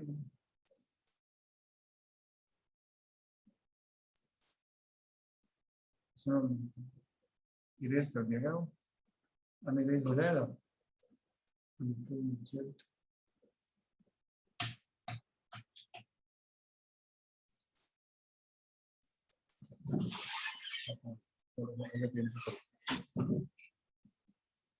ठीक है, तो inode एक चीज जो मैंने बताई आपको कि वो रखता है इंफॉर्मेशन अबाउट कि डिस्क में फाइल कहां पे स्टोर है। जैसे abc.txt है, ठीक है, abc.txt मान लिया 10 ब्लॉक्स इसको चाहिए, ये 5 KB की फाइल है एंड इट रिक्वायर्स 10 ब्लॉक्स। ये 10 ब्लॉक्स कहां कहां पे स्टोर्ड हैं उसके बारे में इंफॉर्मेशन ये inode रखता है, ठीक है। ये एक inode का एक एग्जांपल दिया हुआ है, f1.txt एक फाइल है, उसका inode है ये बेसिकली फाइल का साइज तो बहुत बड़ा हो सकता है और एक inode के साइज 1 ब्लॉक के इक्विवेलेंट रहता है, क्योंकि ज्यादा बड़ा इसको रखेंगे तो फिर दिक्कत हो जाएगी। तो ये क्या करता है, एक तो मेटा डाटा स्टोर करता है फाइल का, जो मैंने बताया, आपका permissions, type of file, name of file, user, owner, जो भी सारी चीजें हैं वो सब रखता है। उसके अलावा पॉइंटर्स रखेगा। पॉइंटर्स किसके लिए रखेगा कि ये 10 ब्लॉक्स जो हैं ये कहां कहां पे स्टोर्ड है, ठीक है, क्योंकि हार्ड डिस्क से तो मैप कराना पड़ेगा इसको।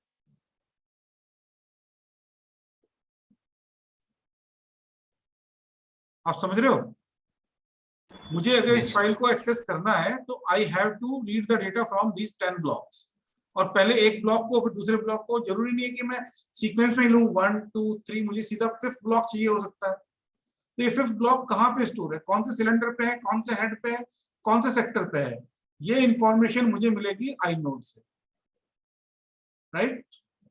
तो ये क्या करता है, ये कुछ तो डायरेक्ट पॉइंटर्स रहते हैं, कुछ सिंगल इनडायरेक्ट पॉइंटर्स रहते हैं, कुछ डबल इनडायरेक्ट पॉइंटर्स रहते हैं, कुछ ट्रिपल इनडायरेक्ट पॉइंटर्स रहते हैं। क्यों इनकी जरूरत पड़ती है ये मैं आपको बता देता हूं। आप ये समझो कि मान लिया मेरी फाइल 100 MB की है या 10 MB की मान लो, है ना, 10 × 10⁶, या अगर मैं इसको KB में कन्वर्ट करूं, इतने KB, ठीक है। और मेरा ब्लॉक साइज जो है, ब्लॉक साइज है 512 बाइट्स का, तो ये 1/2 KB हो गया, तो यानी कि 20,000 ब्लॉक्स मेरी फाइल के अंदर।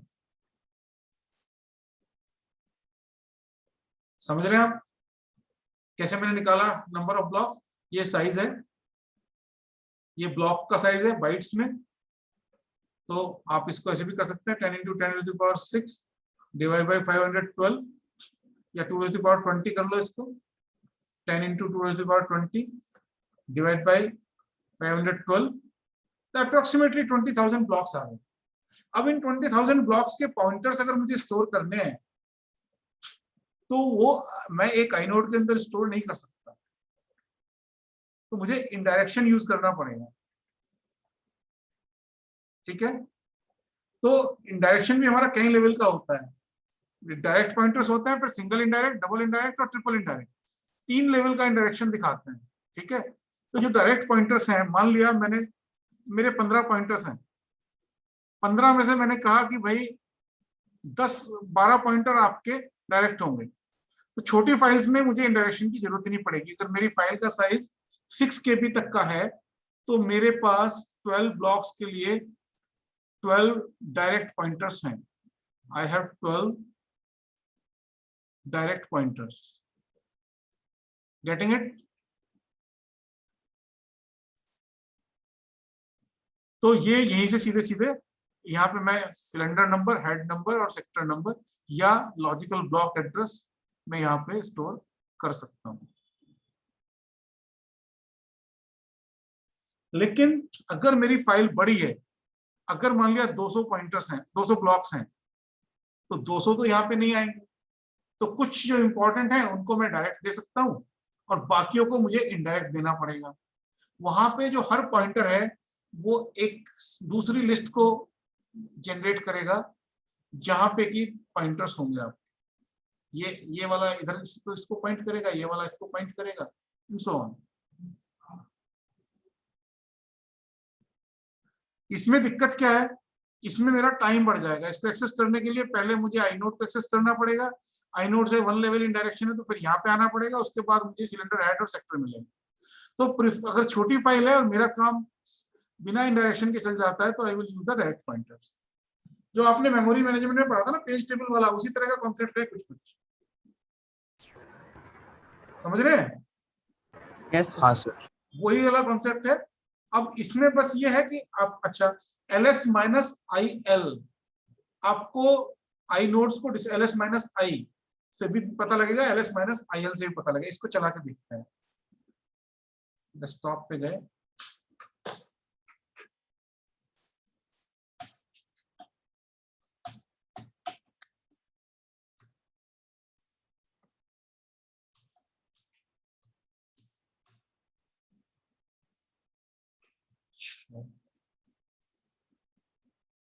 ये इसका आई नोड है।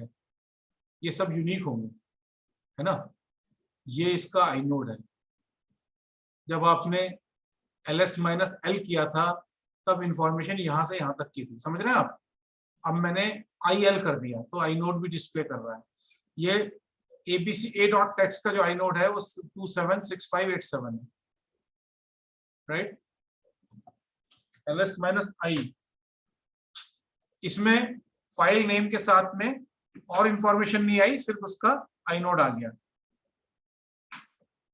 df-i कितने आई नोड्स इसमें फ्री हैं और कितने आई नोड्स इसके अंदर यूज हैं, समझ रहे हो? ये मैंने पार्टीशन के बारे में जानना चाहा। भैया मेरा पार्टीशन है, जैसे ये इसके अंदर कितने आई नोड्स टोटल हैं? तो ये udiv जो पार्टीशन है 498066 टोटल आई नोड्स हैं, 444 यूज्ड हैं और 497622 मेरे अवेलेबल हैं। Getting it? Yes sir. Yes sir. ये इंफॉर्मेशन हम यहाँ से ले सकते हैं। ओके, अच्छा पाथ की बात करें तो पाथ एनवायरनमेंट वेरिएबल का मैंने जिक्र किया आपके साथ। इसको मुझे माइनस करना होगा। पाथ एनवायरनमेंट वेरिएबल्स में मैं वो डायरेक्टरी रखता हूँ जिनमें मैं चाहता हूँ कि मेरी फाइल सर्च हो। दूसरा पाथ जो होता है, दो तरह से हम किसी, जैसे मैंने बताया कि जो लिनक्स में फाइल सिस्टम है वो एक इन्वर्टेड ट्री की तरह से काम करता है। यहाँ पे मान लिया आपकी etc है, स्लैश और है कोई, यहाँ पे user1 होम है, ये होम डायरेक्टरी है इसकी।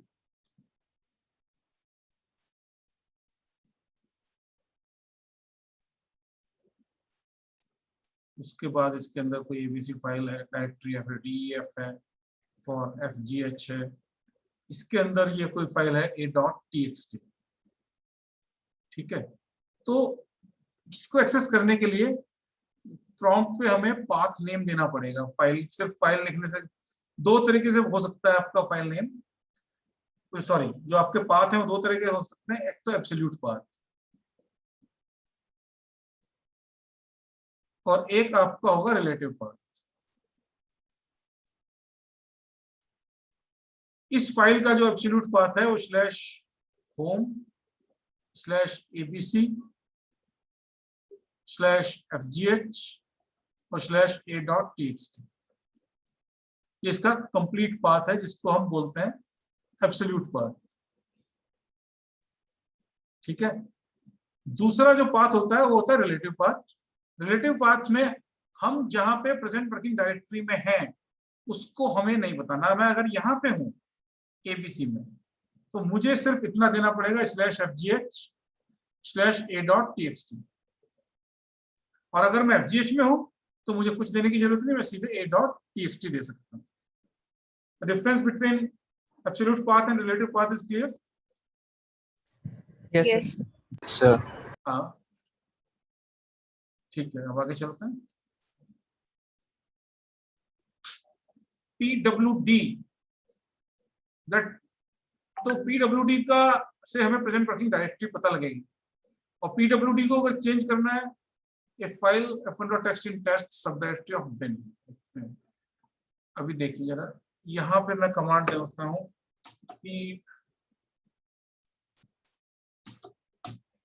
PWD, तो प्रेजेंट डायरेक्टरी मेरी ये है, ठीक है।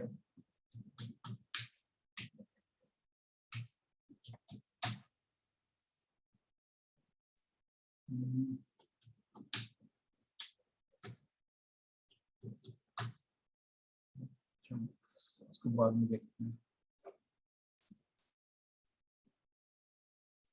तो रिलेटिव पाथ हो गया, ये हो गया। अब आगे चलते हैं, आगे क्या कहता है। Home directory, your home directory is your default destination when connecting to system, in most cases it is sub directory of /home। /home environment variable जो है, जब आप इसको इसके अंदर आपकी होम डायरेक्टरी का पाथ होता है। ये भी एक एनवायरनमेंट वेरिएबल है। एक एनवायरनमेंट वेरिएबल मैंने आपको बताया था पाथ, और एक एनवायरनमेंट वेरिएबल मैंने आपको बताया होम। पाथ में वो डायरेक्टरीज आती है जहां पे हम सर्च करना चाहते हैं, directories where we want to search a file, और ये path to your home directory.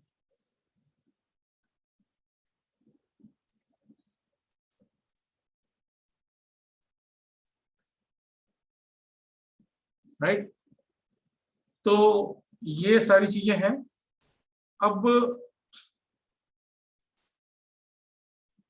User quota to check the limit, actually ना यूजर की लिमिट भी आप सेट कर सकते हो। लिनक्स में आपके पास मल्टी यूजर सिस्टम है, और हर यूजर अगर हर रिसोर्स को बेहतर यूज करने लगेगा तो कॉन्फ्लिक्ट आएंगे। तो यू कैन सेट कोटा। तो कोटा कितना सेट है वो चेक करने के लिए आपका ये कमांड है $quota -v। देखते हैं कैसे ये कमांड काम करता है।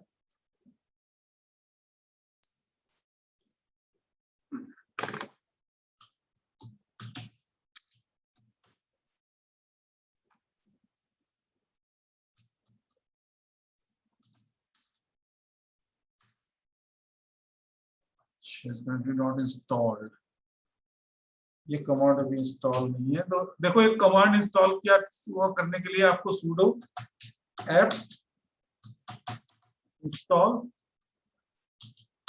quota। सॉफ्टवेयर इंस्टॉलेशन भी आप इस तरह से करते हैं। पासवर्ड मांगेगा, आप रूट हैं तो इंस्टॉल कर सकते हैं, रूट नहीं है तो इंस्टॉल नहीं कर सकते। यहाँ पे मैंने पासवर्ड दिया, ये क्या कह रहा है, कर दिया इसने, building dependency done, the following additional package will be installed, registered packages upgraded, after the operation additional disc space will be used. Yes, अब ये इंस्टॉल कर रहा है इसको, समझ रहे हो ना। हमें एक चीज और सीखने को मिली, किस तरह से हम अपने कमांड इंस्टॉल कर सकते हैं। ठीक है, हिस्ट्री से हम देख सकते हैं पिछले कमांड। तो sudo apt install, और जो भी आपको सॉफ्टवेयर या कमांड इंस्टॉल करना है उस कमांड का नाम। ठीक है, अब मैं रन करूं quota -v। डिस्प्ले क्या किया इसने, डिस्प्ले नहीं करता, कोटा सेट करता है।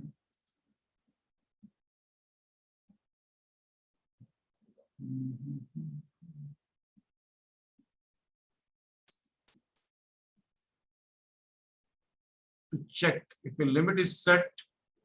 ओके, लिमिट सेट है कि नहीं है ये चेक करेगा। अगर यहाँ पे लिमिट सेट होती तो वो लिमिट यहाँ पे डिस्प्ले होती, क्योंकि मेरे लिए कोई लिमिट सेट नहीं है इसलिए इसने कुछ डिस्प्ले नहीं किया। Am I clear? Yes sir. Yes sir. हाँ, तो ये इनिट टेबल में पढ़ लिया, रन लेवल सेट करने के लिए होता है। M tab mounted file system, NS switch conf order of name resolution, ये डीएनएस के लिए, डीएनएस रिजोल्यूशन के लिए यूज होता है। आरसी डायरेक्टरीज होती हैं जो सर्विसेज को डिफाइन करती हैं। एक्चुअली लिनक्स में डेमोन प्रोसेसेस और सर्विसेज होती हैं, उसका जिक्र हम करेंगे, वो भी पूछते हैं ये लोग एडब्ल्यूएस में। डेमोन प्रोसेसेस और services which are continuously running, जैसे आपका फाइल सर्वर है, आपका एसक्यूएल सर्वर है या आपका प्रिंट सर्वर है, वो सब कंटिन्यूअसली रन करते रहते हैं और उनसे हम सर्विसेज अवेल कर सकते हैं। बैकग्राउंड में चलते रहते हैं वो processes, background process, foreground process की भी हम बात करेंगे। बट अभी ये मान के चलो कि यहाँ पे सर्विसेज को हम डिफाइन कर सकते हैं, किस रन लेवल पे कौन कौन सी सर्विसेज एग्जीक्यूट होंगी। ये सीधे सीधे रन लेवल से कनेक्टेड है। अगर आपका रन लेवल 3 है तो उसके लिए RC3 होगा, रन लेवल 5 है तो उसके लिए RC5 होगा। उन सब के फाइल्स के अंदर हमारी कौन कौन सी सर्विसेज एग्जीक्यूट होंगी किस रन लेवल पे, वो डिफाइन होता है। ठीक है, फिर आपका SSH secure shell client and server, ये SSH के बारे में भी पूछेंगे, शायद अमन सर पढ़ाएंगे इसको। सिक्योर शेल क्लाइंट SSH होता है, तो इसके बारे में जो इंफॉर्मेशन है वो हमारी कॉन्फ़िगरेशन फाइल में यहाँ पे स्टोर होगी।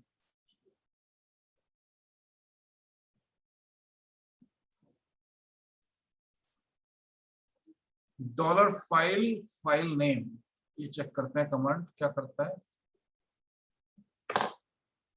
Dollar file a1.txt,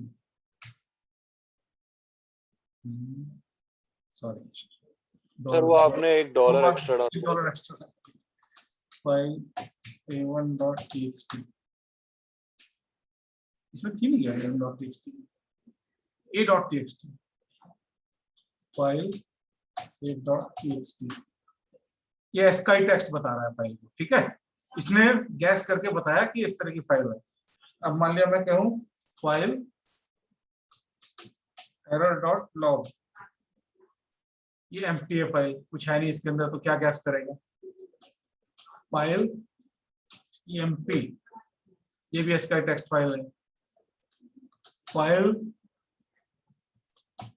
documents directory है, ठीक है ना। तो ये एक्सी फाइल होगी तो ये फाइल टाइप बताता है? नहीं, फाइल टाइप बताता है, फाइल टाइप बताता है। गैस करने की कोशिश करता है उसके हिसाब से, कई बार मतलब अगर एग्जीक्यूटेबल फाइल है तो उसका एग्जीक्यूटेबल फाइल बताएगा। कैट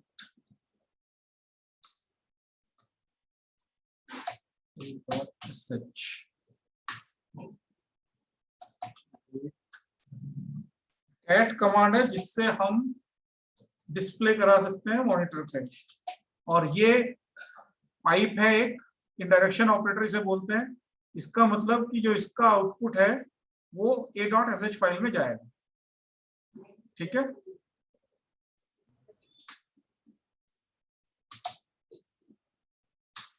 कंट्रोल जेड, अब आप देखेंगे तो a.sh एक फाइल बन गई, और जो हमने यहाँ पे टाइप किया था वो इस फाइल के अंदर आ जाएगा। कैट a.sh, ये डिस्प्ले हो गया। ठीक है, जो हमने यहाँ पे टाइप किया था फाइल में स्टोर हो गया।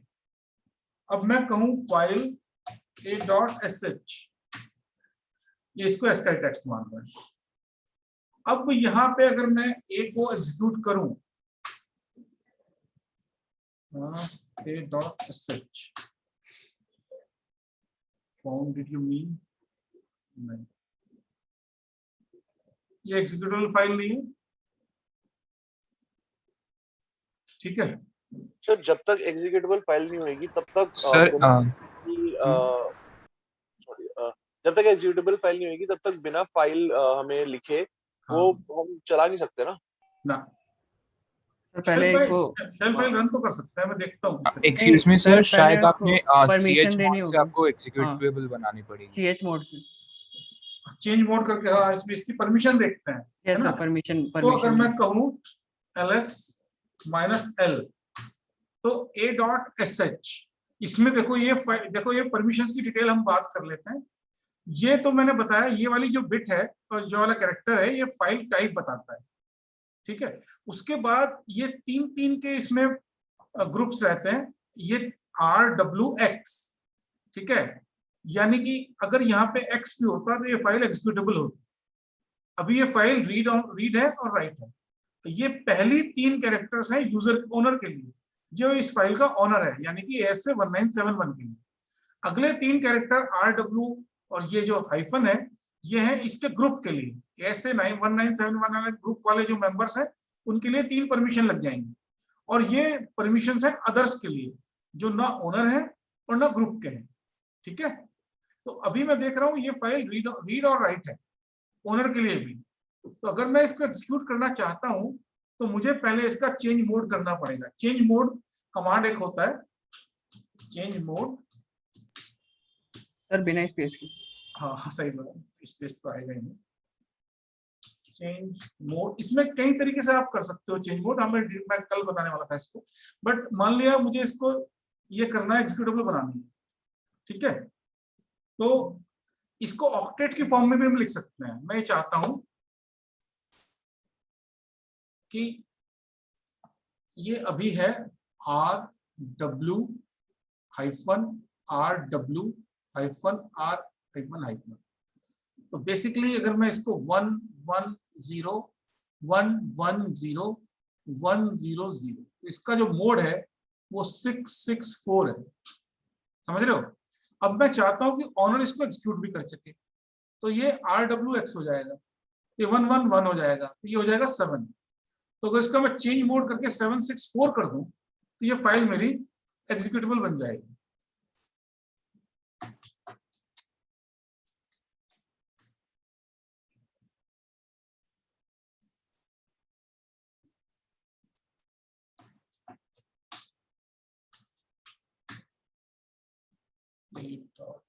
Change mode,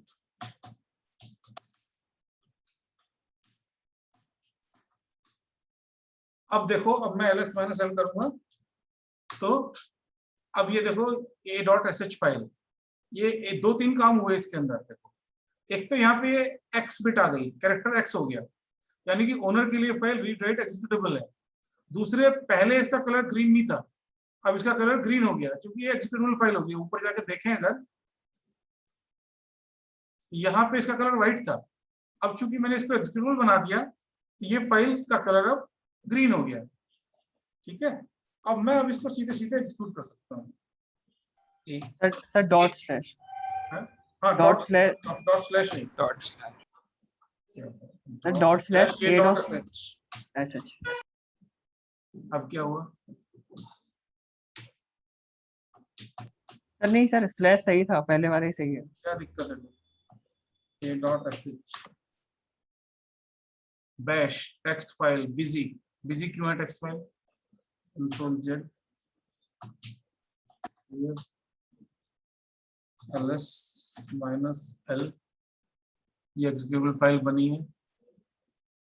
./a.sh text file busy. चलो इसका देख के बताते हैं क्यों एग्जीक्यूट नहीं हो रही है। सर आप एक बार टॉप लिख के देख सकते हैं, हो सकता है ये एग्जीक्यूट हो रही हो पीछे बैकएंड बैकग्राउंड में चल रही है।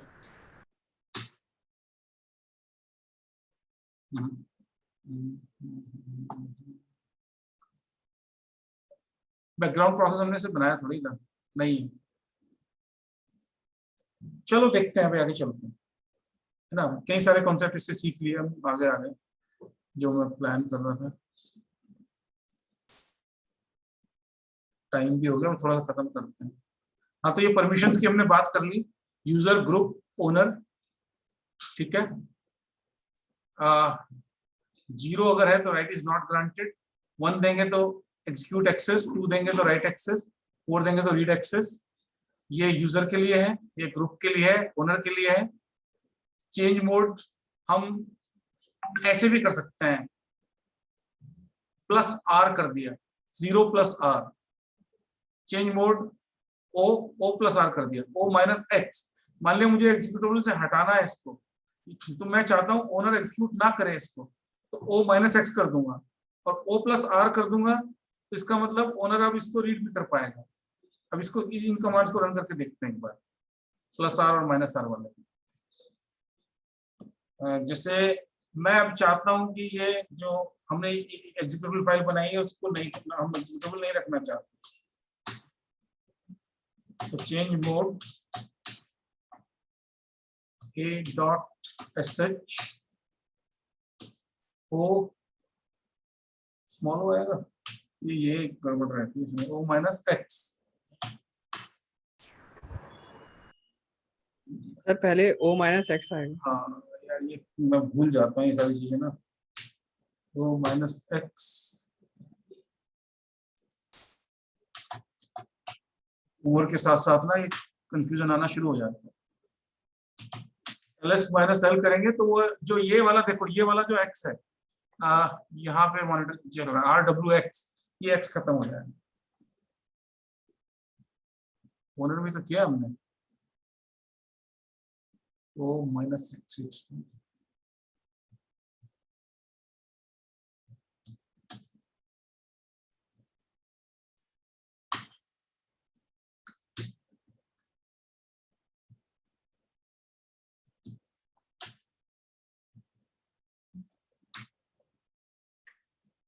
चेंज क्यों नहीं किया इसने,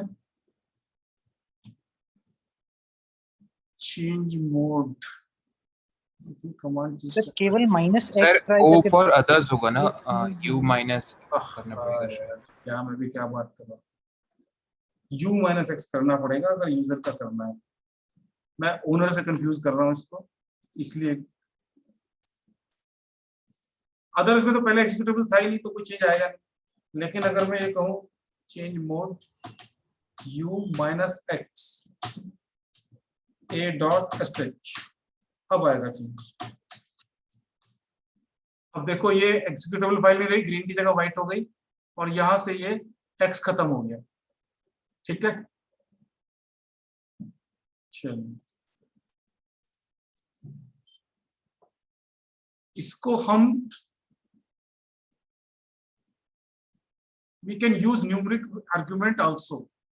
ठीक है, we want to change, we want to add read premium permission for others। अगर मुझे रीड परमिशन अदर्स के लिए ऐड करनी है तो 755 f1.txt इससे हो जाएगा। ठीक है, इसकी आप प्रैक्टिस करके देख लेना। इतना ही रखते हैं आज, कोई डाउट हो तो भी पूछ लो आप।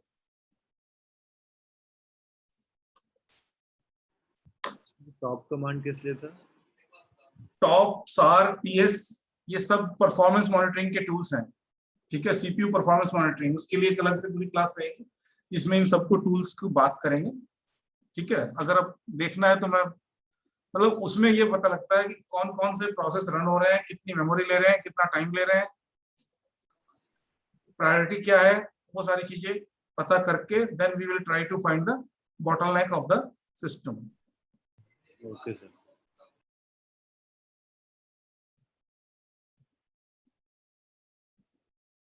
और बताओ, कुछ पूछना है तो पूछो, तो फिर खत्म करते हैं अगली क्लास। सर और ये शेबैंग क्या होता है? जैसे शेल्स होते हैं तो उसमें मैंने पढ़ा था कि सारे शेल शेबैंग से ही बने हैं। एसएच बैंक, जी सर, शेबैंग करके था कुछ। मैं I will get back to you in the next class.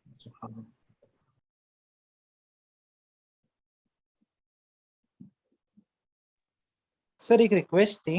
हाँ जी, सर जो आपने वो प्लेसमेंट ज्ञान वाला डॉक्यूमेंट भेजा था ना AWS वाला, हाँ दोबारा भेजता हूँ, हाँ सर वो एक बार दोबारा भेज मैं दीजिए। वैक ग्रुप में भेजता हूँ, आप वाले ग्रुप में भेजता हूँ। ठीक है, मैंने ठीक है सर। मेरे पास सेव्ड है सर, मैं भेज देता हूँ।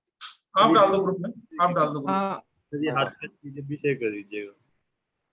हाँ हाथ का PDF भी शेयर कर दीजिएगा, हम हाँ रिवाइज। हाँ हाँ हाँ, पीडीएफ शेयर कर देता हूँ। ठीक है, चलो ओके, थैंक यू।